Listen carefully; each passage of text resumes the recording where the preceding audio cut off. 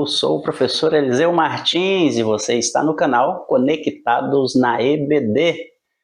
E nós vamos à nossa terceira pré-aula, a pré-aula da nossa terceira lição do primeiro trimestre de 2025 da revista Betel Adultos.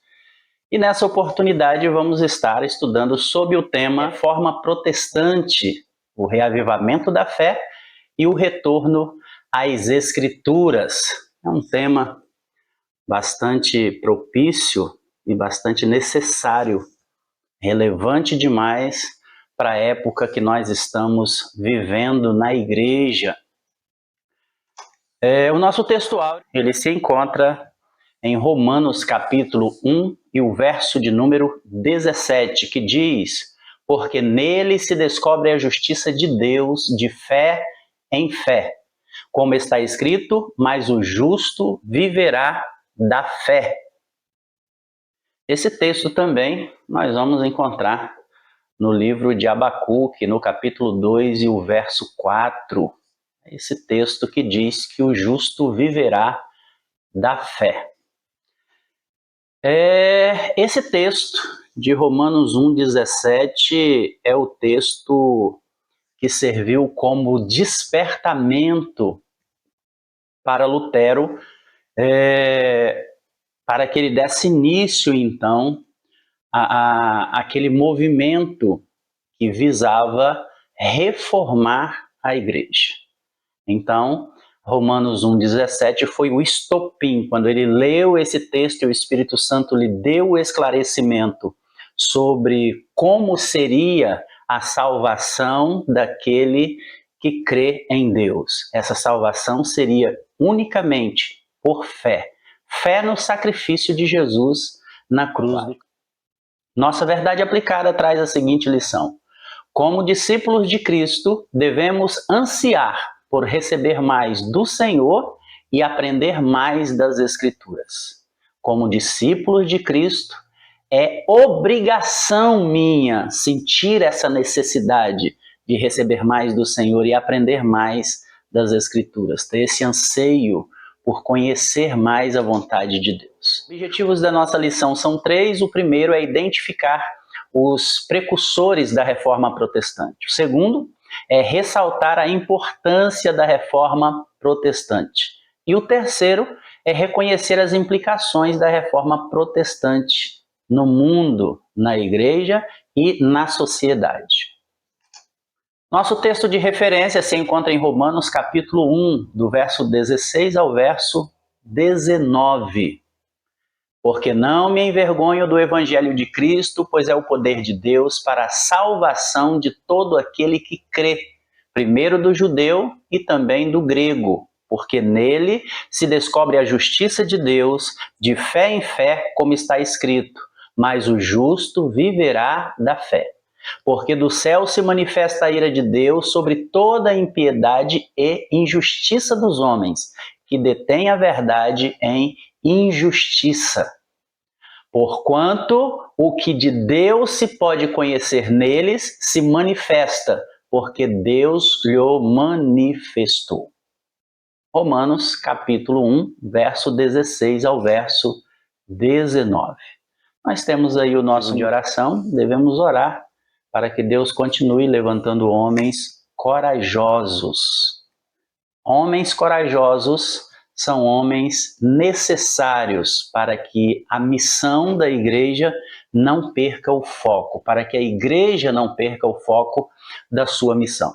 Então, oremos ao Senhor para iniciarmos a nossa aula, e a minha oração é que esses homens que estão nos assistindo nessa pré-aula, que essas mulheres que estão nos assistindo nessa pré-aula, possam ser esses homens e mulheres corajosos levantados por Deus para zelar pela sua palavra. Senhor Deus, Pai bendito, obrigado, Senhor. Obrigado por mais uma aula que nós iniciamos. Aula essa que vai ser ministrada, Senhor, dia 19 de janeiro, no próximo domingo. E queremos pedir a Tua graça, Senhor, sobre a vida de cada um daqueles que nos acompanham e queremos pedir a Tua graça nas suas vidas de modo que eles se enquadrem nesses homens e mulheres corajosos tão necessários para zelar pela Tua palavra, para zelar pela doutrina dos apóstolos, para zelar pelo cumprimento das Escrituras, ensinando-as, Senhor, a cada dia, como diz a Tua palavra, a guardar tudo aquilo que o Senhor os tem ensinado. Em nome do Teu Filho Jesus, nós te oramos e te pedimos que o Teu Espírito Santo possa nos dar graça, possa nos fortalecer, nos encher de ousadia para sermos defensores daquilo que está escrito na Tua palavra. É no nome de Jesus que nós te oramos, em nome de Jesus que nós te agradecemos. Amém. Nossa lição de hoje, nós temos 3 tópicos. O primeiro, os precursores da reforma. Segundo, os reformadores. E o terceiro, a importância da reforma protestante. Pastor Oídes, Bispo Oídes, comentarista da nossa lição, ele nos deixa numa saia justa, né? Quando ele coloca numa lição tantos homens valorosos, tantos homens corajosos para a gente falar numa única lição. Tem que juntar numa lição de 50 minutos. John Hus, Jerônimo Savonarola, John Wycliffe, Lutero, Calvino, Zwingli. É uma covardia com a gente. Né? 50 minutos é pouco para falar de cada um desses homens, dos seus feitos, da sua vida, da sua morte, né? Daquilo que eles defendiam. Então, é pouco, mas nós vamos tentar aqui nessa pré-aula passar para os irmãos o maior número de contribuição possível para que domingo você possa ministrar uma aula a contento, tá bom? Se passarmos um pouquinho aí, o vídeo ficar um pouquinho maior do que 50 minutos, 1 hora, nos perdoe, tá bom? Mas é que de fato, domingo, muitos professores terão muita dificuldade quando se deparar com esse tema, porque é pouco tempo para falar de tantos homens corajosos. Mas vamos lá.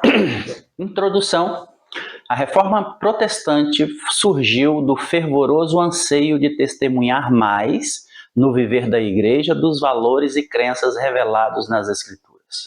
Então, a reforma protestante, ela surge, a nossa lição trata disso, de um fervoroso anseio dos reformadores de ver na igreja, no viver dela, os valores e crenças revelados nas Escrituras. Ou seja, a igreja tinha perdido esses valores, já não se testemunhava mais esses valores na vida da igreja, e isso, pelo Espírito Santo, os deixava incomodados. E esse mesmo sentimento é observado em diferentes momentos da longa história, ao longo da história da igreja, inclusive em nossos dias.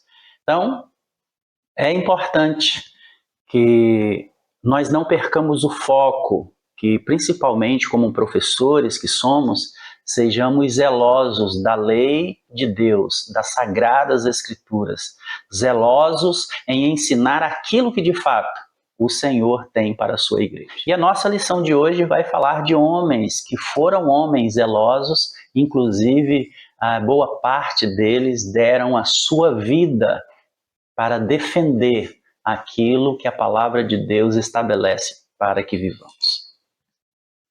Vamos começar no tópico 1, os precursores da reforma protestante. Mas antes de nós iniciarmos, quero falar sobre 2 assuntos aqui com vocês. O primeiro deles é que se inscreva no nosso canal, você que está assistindo esse vídeo, se inscreva no nosso canal, curta, compartilhe, comente. Comente, você que chegou aí, tire um momentinho aí e dá uma comentada aí no nosso canal. Se você quiser deixar para comentar depois que assistiu a aula, comente, ainda que seja uma crítica, como podemos melhorar mais o nosso canal, como podemos melhorar mais a nossa aula, tornar ela mais dinâmica. Nem que seja para dar um glória a Deus, um aleluia, um amém. Que assim seja, tá bom? Mas comente, não deixe de comentar, não deixe de curtir. Se inscreva no nosso canal. Com isso, você auxilia para que esse conteúdo chegue, seja indicado pelo YouTube para mais pessoas. Então, isso dá uma força muito grande para o nosso canal. E o segundo assunto que eu quero falar com vocês é importante nós entendermos, os reformadores, eles não queriam liderar um motim na igreja. Os reformadores, eles não queriam formar um motim na igreja. A intenção deles nunca foi essa. Quando nós olhamos para John Hus, Savonarola, John Wycliffe, Lutero, Calvino, Zwingli, que são os homens que nós vamos falar nessa lição, esses homens, a intenção deles é que os líderes da igreja voltassem novamente para o caminho estabelecido pela palavra. Então eles não tinham intenção de serem líderes de uma revolução, eles não tinham intenção de tomar o lugar do líder da época. Não era essa a intenção deles. Como nós vemos hoje, né, motins que se levantam dentro de algumas denominações, mas o desejo daquele que lidera o motim é tomar o lugar do outro, é abrir uma nova igreja e levar os crentes que estão dentro daquela igreja. Não era esse o propósito dos reformadores. O que eles queriam era que os líderes da igreja voltassem novamente a andar no caminho que é a palavra de Deus. Era isso. E isso precisa ficar bem claro, para não compararmos esses homens com muitos que nós vemos nos nossos dias, que estão inclusive, né, na internet, criticando, falando, denegrindo, e é muito importante que nós tenhamos essa consciência, tá bom? Vamos lá. Os precursores da Reforma Protestante. A Reforma foi um dos avivamentos espirituais mais relevantes da história. Dia 31 de outubro de 1517, ficou na história. O monge alemão Martinho Lutero elaborou e fixou nas portas, né, da igreja de Wittenberg 95 teses. E o objetivo principal, né, era denunciar os desmandos da igreja, principalmente a questão da indulgência. Essa prática da indulgência levava as pessoas a acreditarem na possibilidade de comprar da igreja a salvação, de vivos ou mortos. Vivos ou mortos, ou seja, o meu parente morreu, ele foi para o inferno, eu comprava da igreja a passagem dele do inferno para o céu, do purgatório para o céu. Né? E nós vamos ver, né, alguns precursores dessa reforma, alguns homens que antecederam Lutero. Lutero foi o homem que fixou as teses. Lutero foi o homem que deu o início, porque o seu momento era um momento propício, né, social, econômico, político, era um momento propício. Mas antes dele, homens trabalharam, inclusive inspiraram, né, Lutero para que ele então estivesse engajado nessa luta por uma reforma na igreja. O primeiro deles foi Wycliffe. Ele é considerado um dos precursores da reforma que sacudiram o século XV e o século XVI.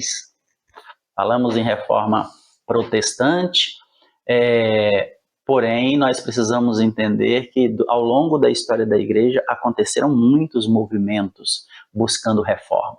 Tá? A mais importante é essa, né? De 1517, mas isso já era algo ansiado por muitos homens de Deus que, como eu disse anteriormente, deu a sua vida em causa disso. Wycliffe desferiu pesado julgamento ao clero da igreja ainda no século XIV. Quem foi John Wycliffe? Wycliffe foi um dos primeiros a denunciar a corrupção do clero católico. O clero da igreja, né, a liderança da igreja naquela época, modo de falar, né, porque ali a partir do terceiro século, quando a igreja e Estado se tornou um ente só, nós percebemos pela história da igreja que a igreja perdeu o seu rumo. E essa questão da corrupção, venda de cargos, é, é, é, colocar pessoas da família na posição de liderança, venda do papado, isso aí ficou muito comum ao longo de toda a história da igreja, a partir dali do século III, a partir a segunda metade do século II, isso ficou muito comum. Então, isso já era um movimento que surgia de tempos em tempos. E o Wycliffe, lá no século XIV, ele então começa a fazer mais uma vez a denúncia dessa corrupção que havia ali na liderança da igreja. E começou então a anunciar a tese, né, que depois seria amplamente defendida por Lutero, de que qualquer um que tivesse fé poderia ter a salvação eterna, sem necessariamente ter que se dedicar ao cultivo das virtudes e às boas obras estabelecidas pela igreja na sua época. Então, teve fé, creu no unigênito Filho de Deus, no seu sacrifício na cruz do Calvário, não precisava de nada daquilo que a igreja dizia que precisava. Indulgências, penitências, né, caridade, dar esmolas, nada disso precisava. Bastava crer no Filho de Deus, como diz Efésios capítulo 2 e o verso 8. Porque pela graça sois salvos, mediante a fé, e isso não vem de vós, é dom de Deus. Não vem das obras, para que ninguém tenha direito de se gloriar, tá? Mas é dom de Deus, é a graça, é a misericórdia dele que nos salva, que nos purifica, que nos torna dignos de entrarmos no céu. Wycliffe também chegou a questionar a doutrina da transubstanciação, que é a ceia, né, celebrada pela igreja, que até hoje ainda funciona assim, o corpo e o sangue de Cristo. O pão e o vinho se transformam no corpo e no sangue de Cristo. Então, quando eu como o pão, eu estou comendo o corpo. E, na verdade, é uma simbologia, né? Há uma simbologia. Nós consagramos e, a partir daquele momento, aquele pão e aquele vinho passa a simbolizar o corpo de Cristo. Acabou a celebração, pão e vinho normalmente. Inclusive, no nosso passado, né? Quando eu aceitei a Jesus, 32 anos atrás, depois que terminava a ceia, tinha aquele negócio todo com pão, com vinho, tinha que enterrar lá no fundo da igreja e tal. Não, depois que terminou, o pão é pão, o vinho é vinho do mesmo jeito. Foi só uma simbologia, né? Só uma simbologia. Então, na igreja, o Wycliffe, ele questionava isso, essa questão da transubstanciação, o pão se transformar no corpo de Cristo. Wycliffe também pregava contra a venda das indulgências.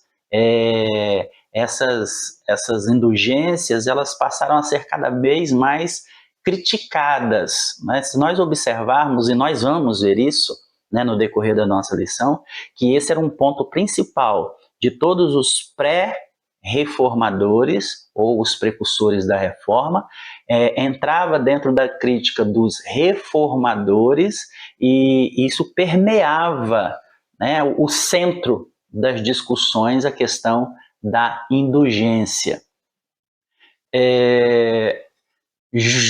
Então, ele pregava contra a venda das indulgências e passou a ser cada vez mais criticada, juntamente com outro importante meio de ganho financeiro da igreja, que era a venda de objetos sacros. Então, junto com as indulgências, o que era a indulgência? A indulgência consistia na remissão completa dos pecados cometidos por um indivíduo por meio do pagamento monetário. Então eu pagava e os meus pecados eram perdoados pelo Papa. O Papa tinha esse poder de perdoar pecados. É interessante quando nós olhamos os escritos de Lutero, que ele fazia um questionamento irônico a respeito disso. Se o Papa tem esse poder de tirar as pessoas do purgatório e colocar no céu, por que ele não faz isso com todo mundo, em vez de ficar cobrando para fazer isso? Né? Por que ele não faz isso com todos? Então ele criticava de maneira irônica, né, essa questão. Como calculava-se esse preço? Se calculava o preço da indulgência baseado na posição social de cada um e no tipo de pecado que deveria ser perdoado.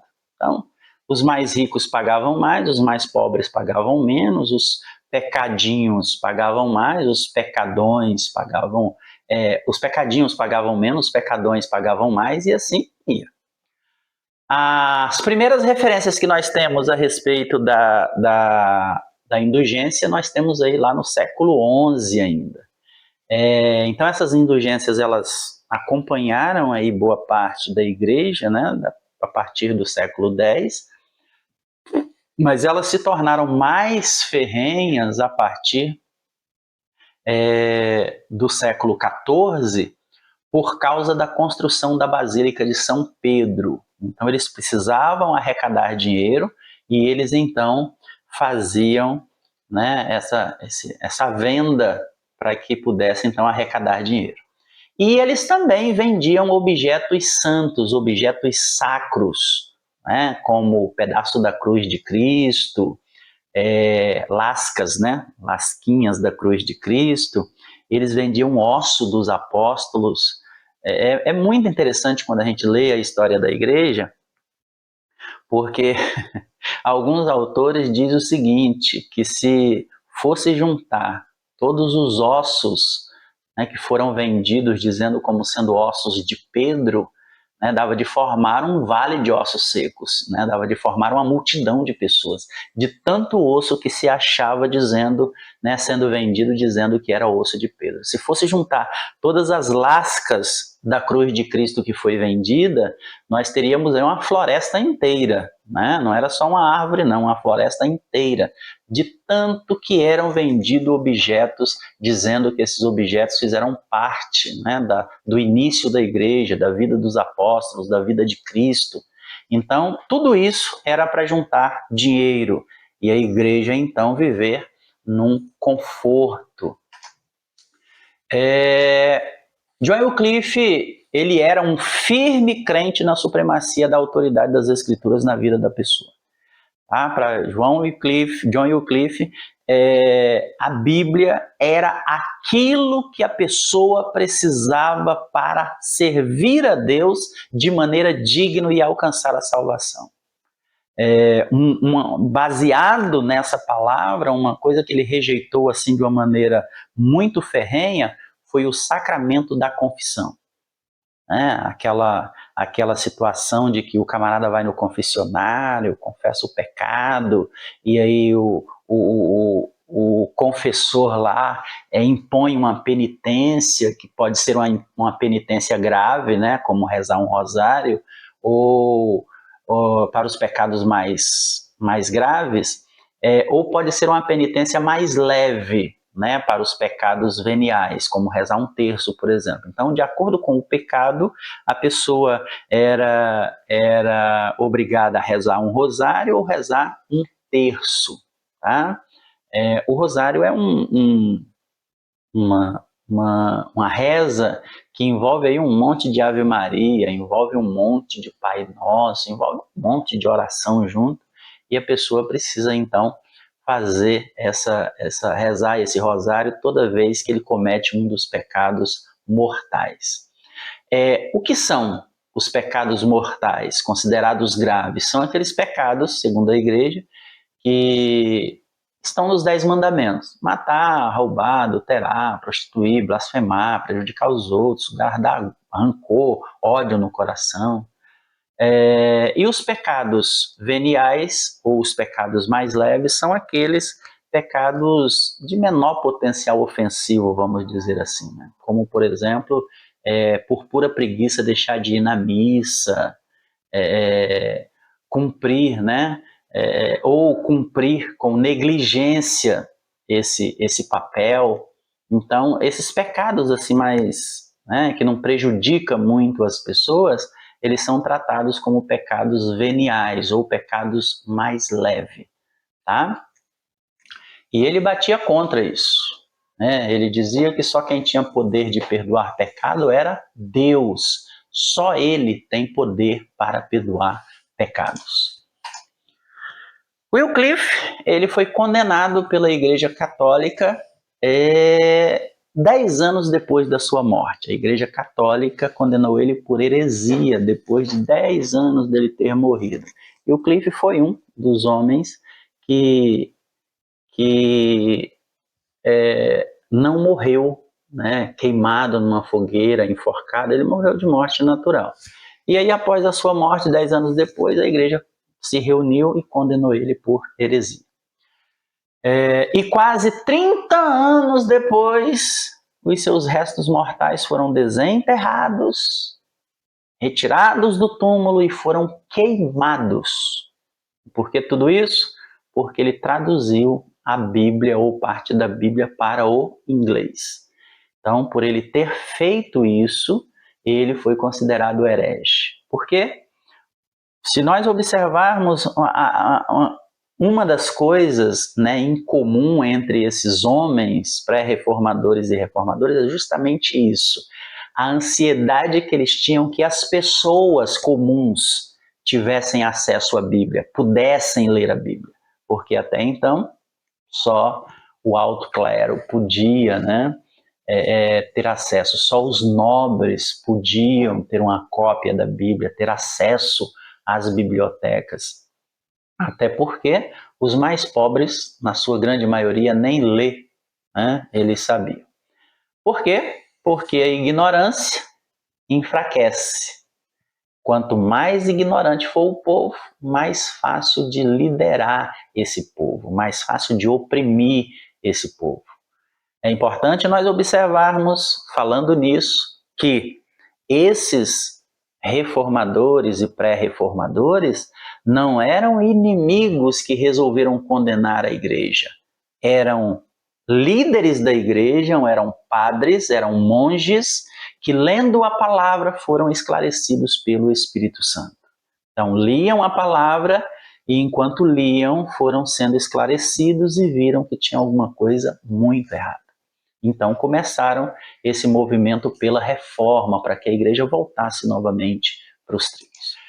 Segundo John Hus, este é mais um dos precursores da reforma. Esse homem era um gigante na fé. Ele tinha total confiança nas Escrituras e, com isso, ele manifestou discordância com os sacerdotes que afirmavam, né, ter poder de mandar as pessoas para o inferno. Então ele começou a questionar isso. Como assim? A Bíblia diz que o único que tem poder para isso é Deus, não é? Só Deus tem o poder de mandar pessoas para o inferno. Certa vez, Jesus, olhando para os discípulos, diz: não temais aos homens, temais antes a Deus, que tem poder de matar o corpo e lançar a alma no inferno. Então não tenham medo de homens que só pode matar o corpo. Tem que ter medo de Deus, que pode matar o corpo e lançar a alma no inferno. Então só Deus tem esse poder. E mesmo vivendo uma vida piedosa, era um homem de Deus, fazia boas coisas, zelava pela palavra, mesmo assim vivendo uma vida dessa forma, os líderes da igreja o viam como um amaldiçoado. Muito bem. Hus, então, pregava a ideia de uma igreja que vivesse em função de ajudar os mais necessitados, e não o contrário. O que se via na época de Hus era uma igreja rica que oprimia os pobres para ficar ainda mais rica. E qualquer semelhança com a igreja de hoje é mera coincidência. E é por esses desvios da igreja que de tempos em tempos é necessário que se levante então homens corajosos para proporem reformas no sistema religioso, para dar uma chacoalhada, para que os líderes voltem novamente para os trilhos, porque de tempos em tempos a igreja vai esfriando e vai se corrompendo, vai se perdendo. Quando fala igreja que se corrompe, que esfria, estamos falando da igreja física, tá? E não da igreja invisível de Cristo, que é santa e imaculada. Foi convocado, então, para um concílio, para uma reunião com os líderes, para que ele pudesse, então, apresentar, né, as suas ideias e convencer o povo. Na verdade, ele não conseguiu convencer ninguém, até porque as ideias dele iam de encontro à imoralidade, às heresias, à luxúria, os prazeres da liderança. Eles não estavam dispostos a abrir mão disso de jeito nenhum. Então, ele não conseguiu convencer ninguém, tá? Ninguém. Mas apesar de não ter conseguido convencer ninguém, ele não renunciou aos seus posicionamentos. Devido a isso, seu julgamento durou 7 meses, os 7 meses ele passou preso, e no final dos 7 meses, no dia 6 de julho de 1415, ele foi queimado numa fogueira. Ele foi queimado numa fogueira, em praça pública. E tem uma frase que é atribuída a ele, né? Não se tem certeza se foi de fato ele quem disse essa frase, mas tem uma frase atribuída a ele que diz o seguinte: quando ele estava na fogueira, ele disse: hoje vocês estão assando um ganso magro, mas no futuro, em 100 anos, um cisne irá cantar. Este cisne vocês não vão poder assar, nem tampouco prendê-lo com suas armadilhas. A história diz que ele estava se referindo a Lutero, que 100 anos do acontecido, então surge Lutero, né, para fazer, então, para propor essas reformas que gera toda essa revolta da reforma protestante. E por que essa questão do ganso? Porque ele era de uma cidade situada no sul da Boêmia, cidade de Praga hoje, que essa cidade, eu não vou pronunciar o nome, né, da cidade, Rusnek, que significava literalmente cidade do ganso. Então ele era dessa cidade, né, então né, ele mesmo se apelidava de Ganso, por ser da cidade do ganso. Assim como a cidade Rio das Ostras, né, pega o nome da cidade por causa de um evento que ali acontece. Então, Ganso por causa disso, por causa da cidade de onde ele veio. Tá? Então, esse foi John Hus, um pré-reformador cheio da graça, cheio do poder do Espírito Santo. Terceiro, Girolamo Savonarola, ou Jerônimo Savonarola, ou simplesmente Savonarola. Como um dos pré-reformadores, teve ação especial na Itália. Inflamado pelo desejo de combater tudo aquilo que considerava imoral e não condizente com a fé cristã, Savonarola passou a dedicar-se à defesa das práticas que acreditava serem a única via para a salvação das almas. Esses homens, eles tinham um ideal no coração estabelecido pela palavra e eles não abriam mão disso. E eles lutavam para que a igreja reconhecesse que estava trilhando no caminho errado, que era preciso voltar para o caminho novamente. O pregador Savonarola era um pregador muito eloquente. Ele começou a pregar Não tinha muitos ouvintes, né, no início da sua pregação, ele então desistiu de pregar e passou a treinar noviços. Deus falou com ele que ele deveria voltar a pregar e ele voltou com todo o fogo do Espírito Santo. E ele era tão... quando ele pregava assim com tanta eloquência contra os vícios, contra o crime, contra a corrupção desenfreada que havia na própria igreja, que o povo ficava comovido, tocado por aquela palavra.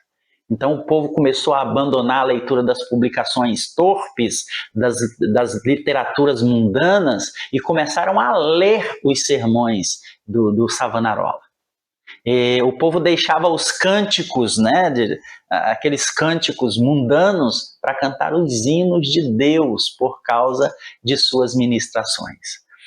A história diz que em Florença, a cidade, né, de Savonarola, as crianças fizeram procissões coletando as máscaras de carnaval, os livros obscenos, todos aqueles objetos que serviam somente para vaidade, né, supérfluos, e com esses objetos fizeram uma pirâmide numa praça pública de quase mais de 20 metros de altura, e colocaram fogo naquilo, e enquanto aquele fogo pegava, o povo cantava hinos e o sino da cidade tocava em sinal de vitória.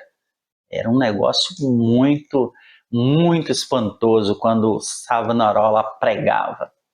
Ele denunciou os desmandos, a imoralidade, a corrupção e as orgias praticada pelo clero desviado da igreja. Seus sermões eles eram tão eloquentes que muitos dos ouvintes, depois de ouvi-lo, andavam atordoados na rua, sem falar, reflexivos. E era uma coisa comum durante os seus sermões. Homens, mulheres, crianças de todas as idades, classes sociais, se romperem em choro assim, de virar um pranto na cidade.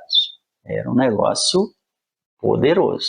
Me faz lembrar Jonathan Edwards, um avivalista. Agora eu não vou lembrar qual o tempo que ele viveu, mas é mais recente ele. Ele tem um sermão chamado Pecadores na Mão de um Deus Irado. O texto diz que quando ele pregou esse sermão, a cidade toda virou um choro. Depois que terminou o sermão, andava-se na cidade, as casas todas trancadas, e o que se ouvia era uivos, era choro, era pranto dentro das casas, as pessoas se arrependendo, chorando, desesperadas. Durante o seu sermão, Pecadores na Mão de um Deus Irado, as pessoas se seguravam nos bancos da igreja, porque eles viam o inferno embaixo deles e eles tinham medo de cair. Unção de Deus na vida desses homens que estavam dispostos a dar a vida por um ideal. Qual o ideal? Que a palavra de Deus fosse restabelecida para que a sua vontade fosse obedecida e a igreja vivesse como igreja de fato.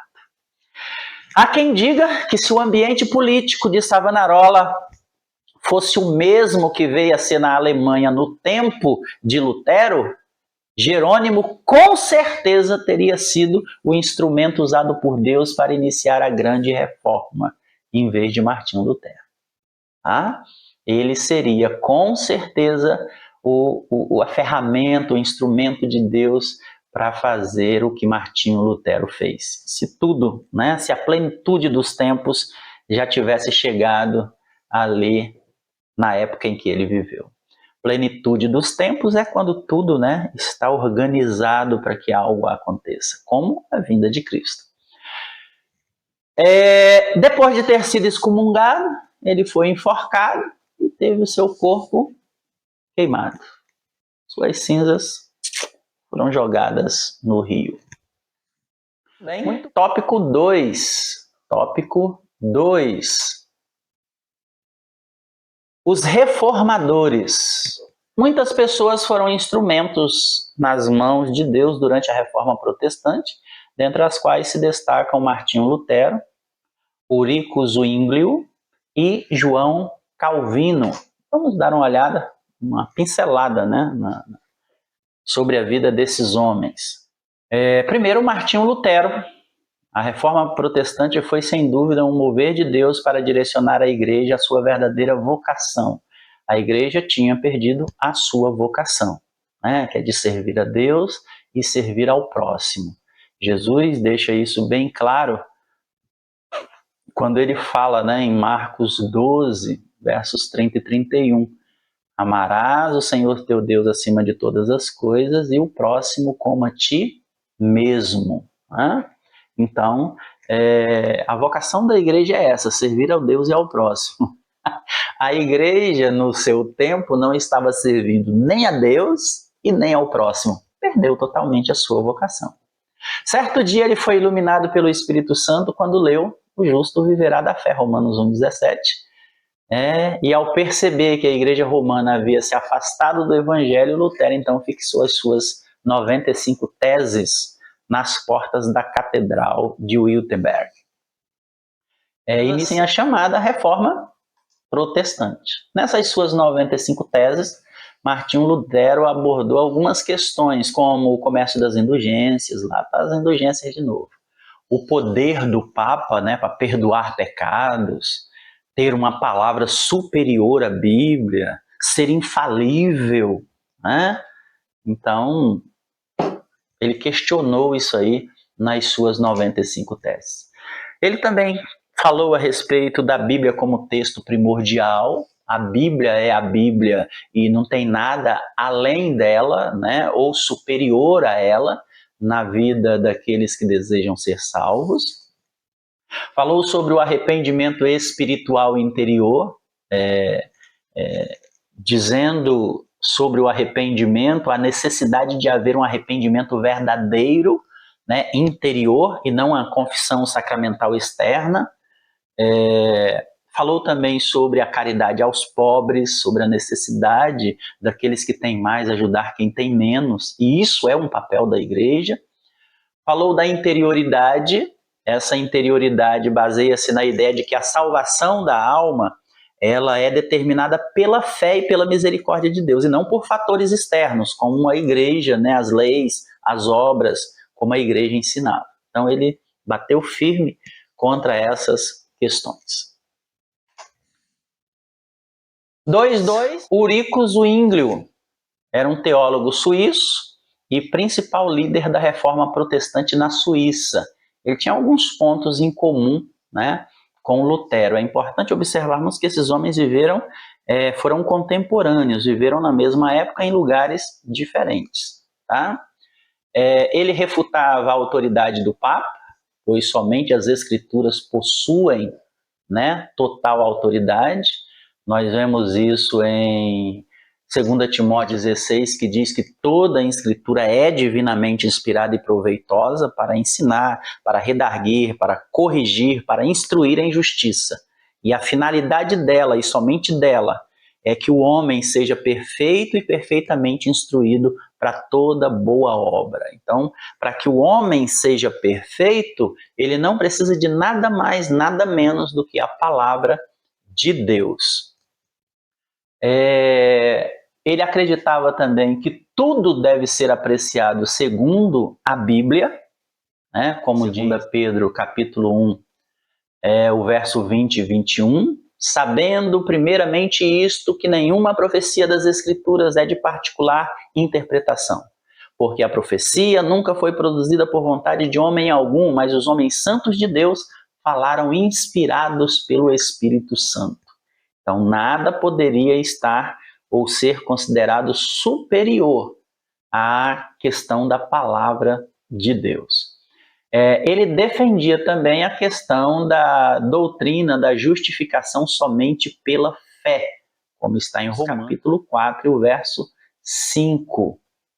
Vamos ler o 4 e o 5, que diz: ora, aquele que faz qualquer obra não lhe será imputado o galardão segundo a graça, mas segundo a dívida.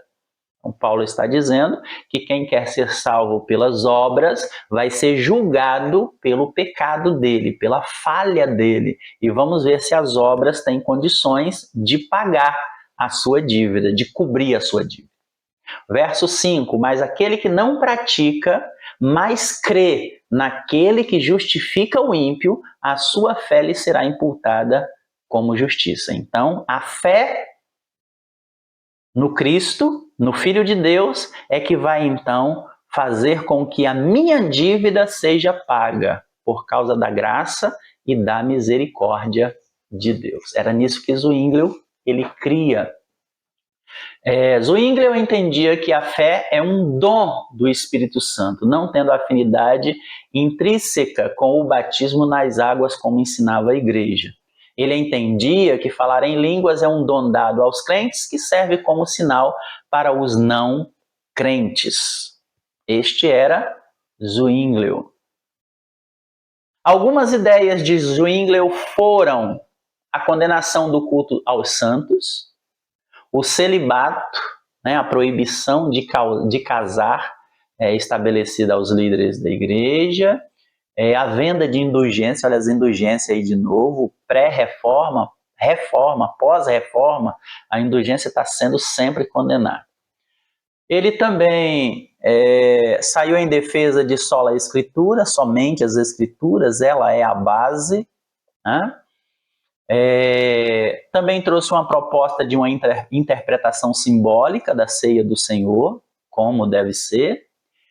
Ele morreu, Zwinglio morreu em combate durante a Segunda Guerra de Kappel, em 1531, né? Mas trouxe uma grande contribuição aí para a reforma protestante na Suíça.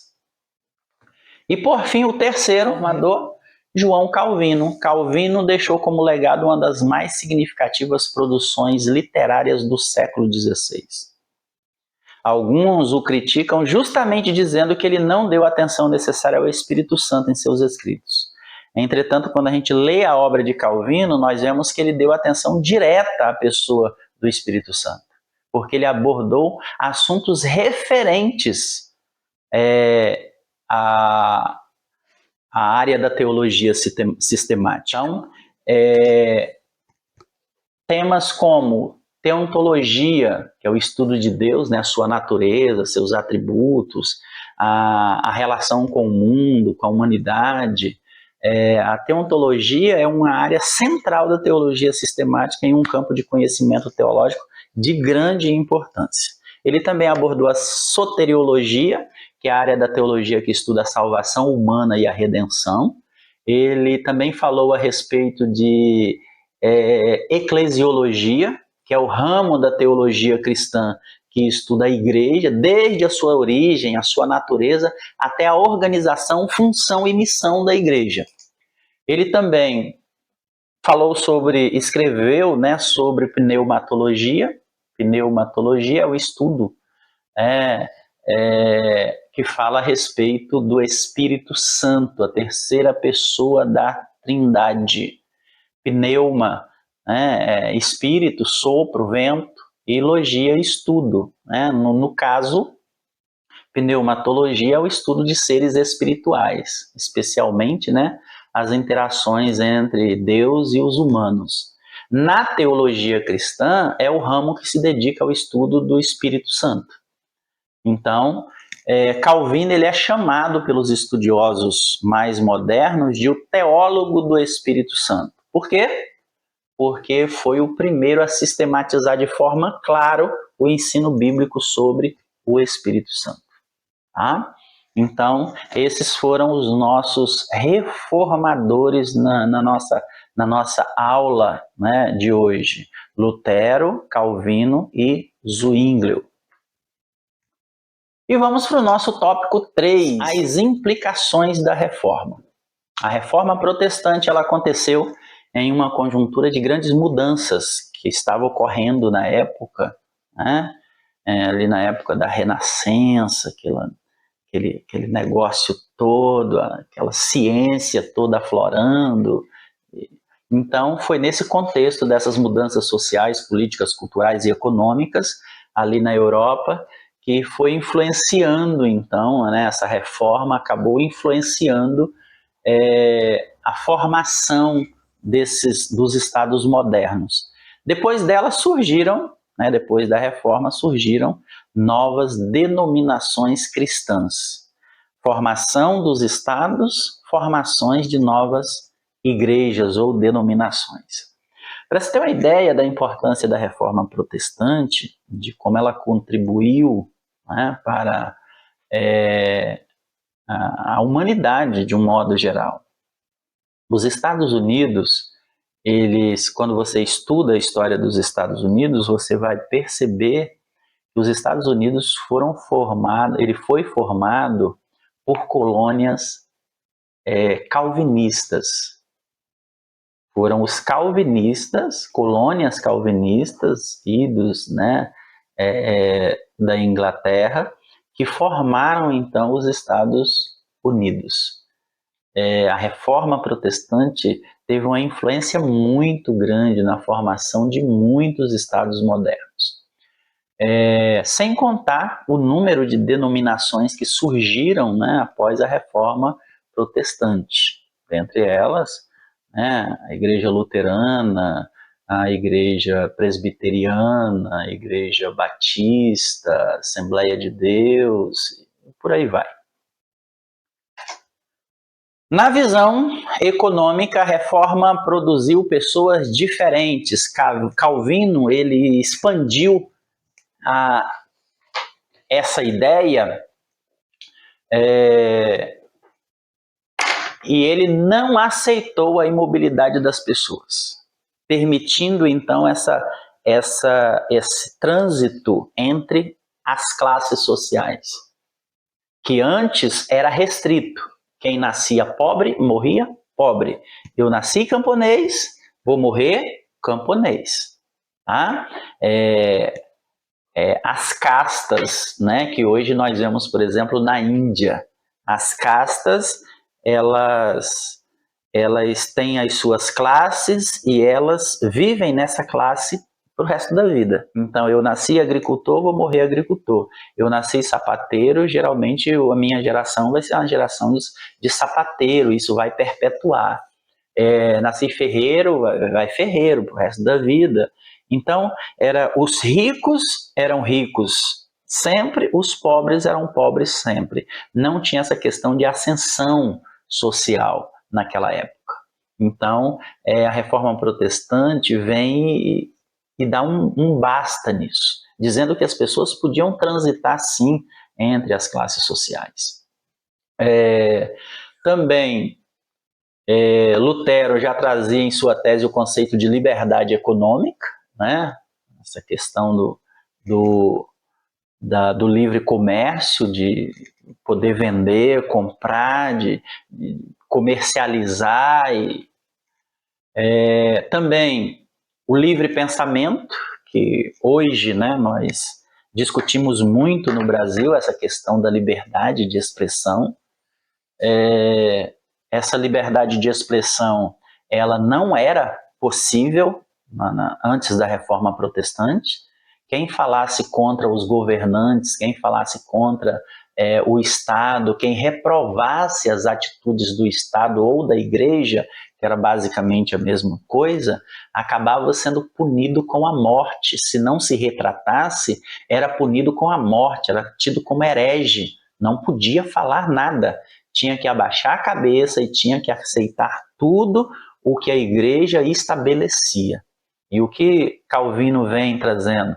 Dizendo que as pessoas têm que ter liberdade de pensamento. Elas têm que ter liberdade para falar o que elas pensam, sem com isso serem punidas.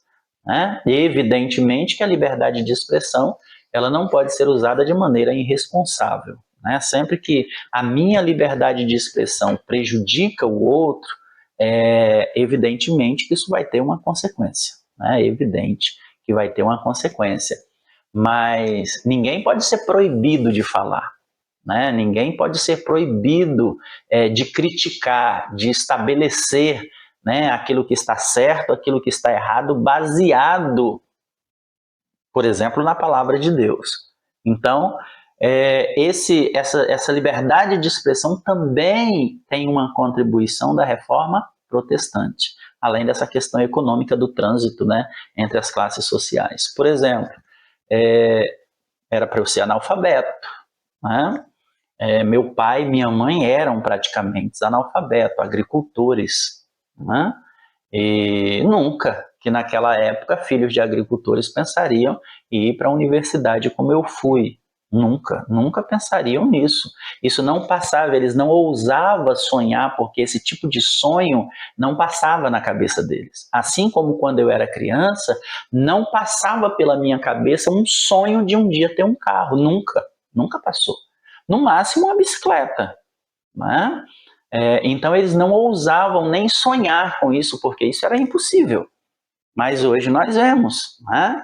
Apesar da origem dos meus pais, ou da minha origem, né, nos meus pais, hoje eu sou formado, né, em uma graduação, hoje eu tenho uma casa própria, hoje eu tenho um carro, né, tenho uma moto, tenho uma família, tenho uma esposa formada, mas isso não era uma realidade antes da Reforma Protestante. Então, ela contribuiu muito para isso.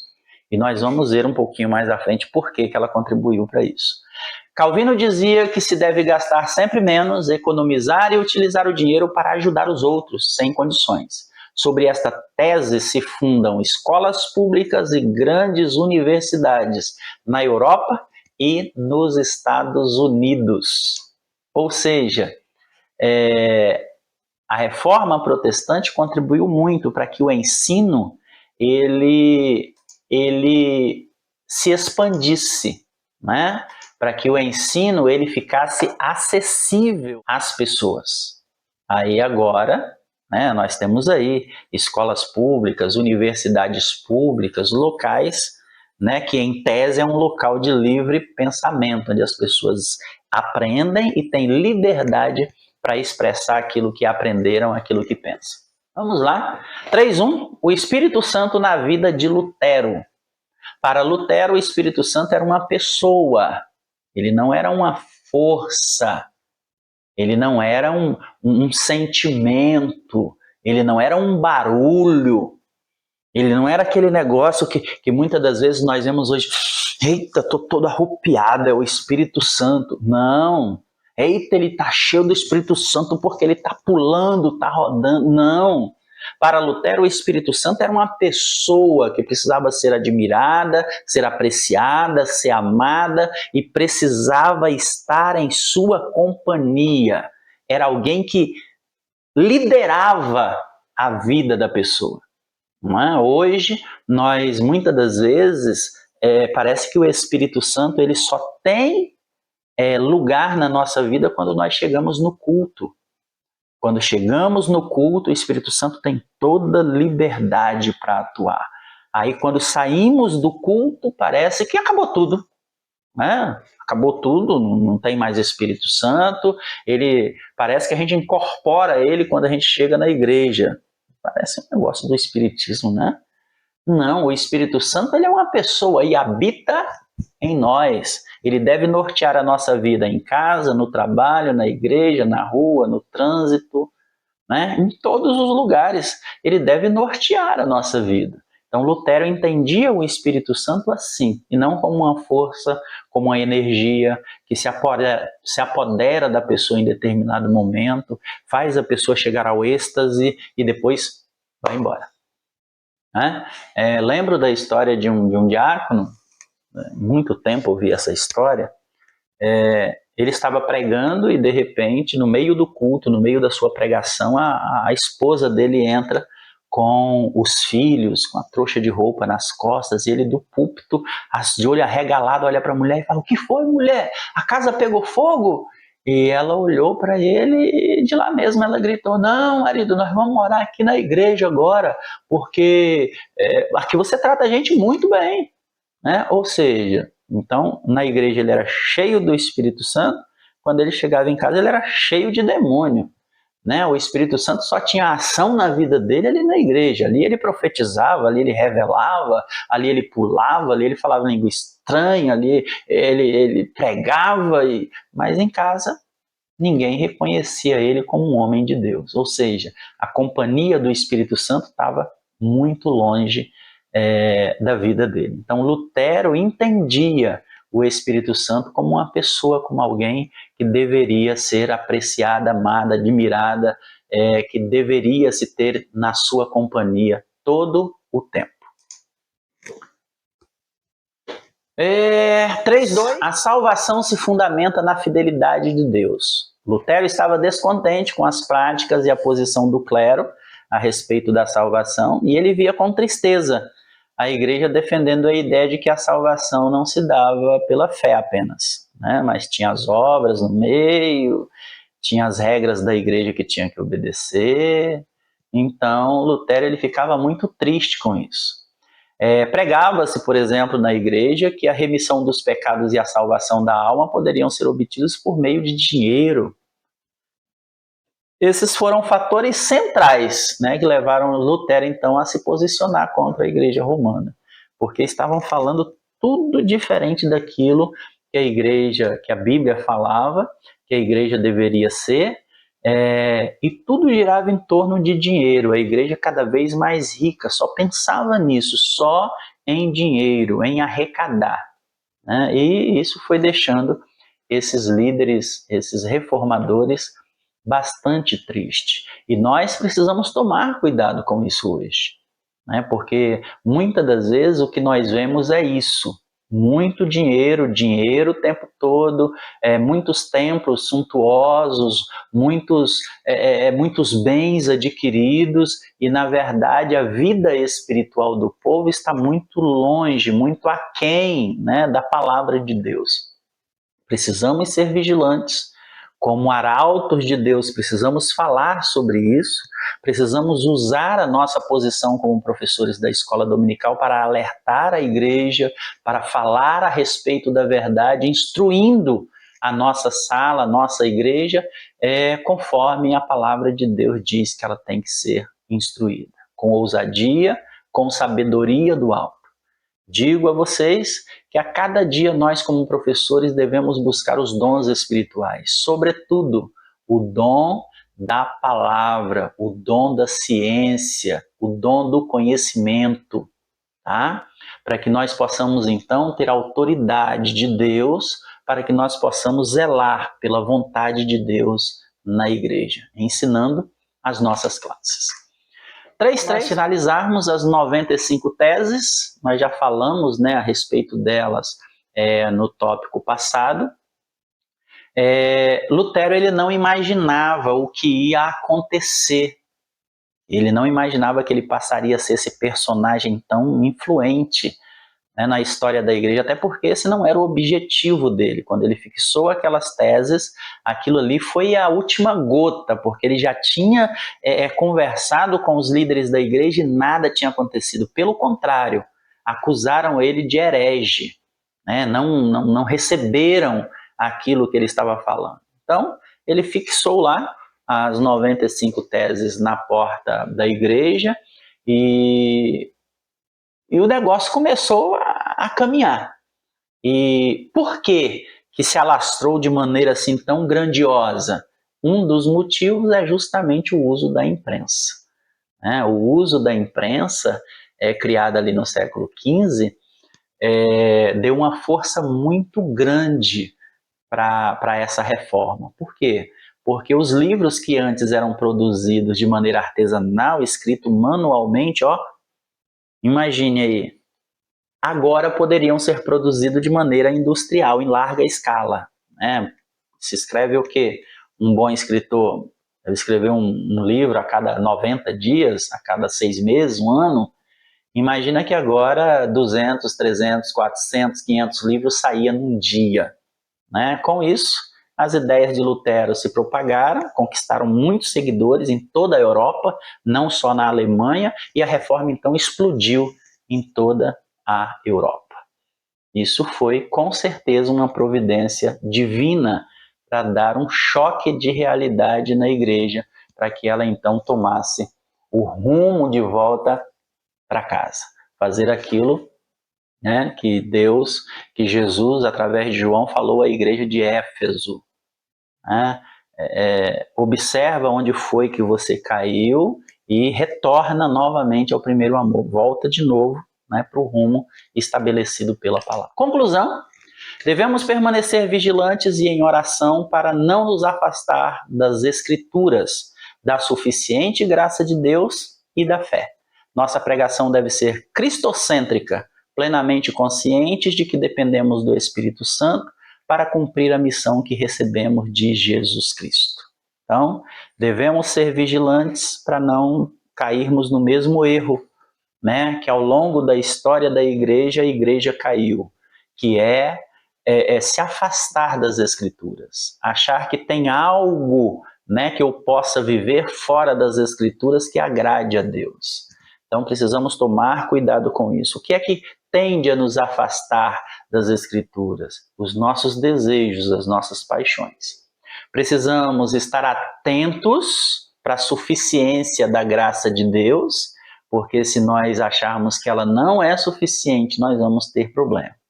E a nossa pregação ela deve ser cristocêntrica, ela deve sempre levar Cristo às pessoas e as pessoas a Cristo. As nossas pregações nunca devem ter outro rumo.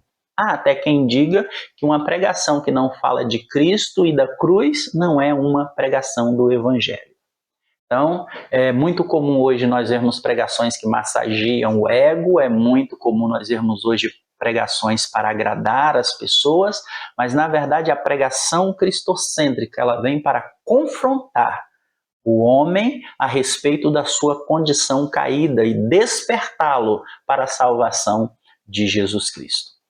Então é importante que nós tenhamos consciência que para vivermos dessa forma e pregarmos dessa forma, é preciso dependermos do Espírito Santo. Só Ele, enchendo as nossas vidas, nos capacitará para cumprirmos a nossa missão que recebemos do Senhor Jesus Cristo. Deus abençoe a sua vida e até a nossa próxima aula.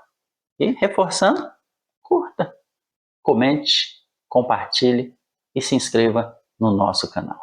Deus abençoe a sua vida e te dê uma boa aula domingo que vem. Deus abençoe.